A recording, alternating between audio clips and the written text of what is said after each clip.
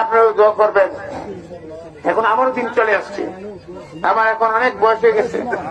7.5 বছর তো জেলখানায় চলে গেল জীবনের একটা বড় অংশ। যখন এমপি ছিলাম আমি ছিলাম কনিষ্ঠ এমপি, যখন মন্ত্রী হলাম কনিষ্ঠ মন্ত্রী, এখন আমি একটা বুড়া লোক হয়ে বের হয়েছি। তুমি তো আল্লাহর পক্ষে আনছেন, এর চেয়ে বড় নিয়ামত কুতুর ক্ষমতা কি হইতে পারে ভাই? সেই জন্য আমি বলি আমার জন্য এখন লক্ষ্য প্রথম হচ্ছে আখিরাত, এরপর লক্ষ্যটা কি বলতে পারেন আপনারা কেউ?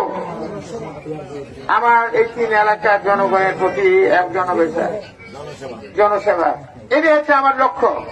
তারপরে লক্ষ্য হচ্ছে আমার পরিবার পরিজন, আমার যে ভালোবাসা আপনারা দিচ্ছেন, সুতরাং আখিরাতের পরে লক্ষ্য আপনারা।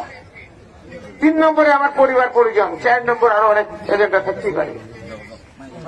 তা আমাকে, আমি জানি না আমার হায়াত পথ রিজিক দৌলত সব কার হাতে? আল্লাহর হাতে। আমার জীবন মৃত্যু কে করেন? আল্লাহ। আমার মুক্তি কে করছেন? আল্লাহ। আমি কার উপর ভরসা করবো? আল্লাহর উপর। সেই ভরসায় আমি আছি। আপনাদের কাছে আপনাদের দোয়া চাই, আর আপনাদের আমার নেত্রীর জন্য দোয়া চাই।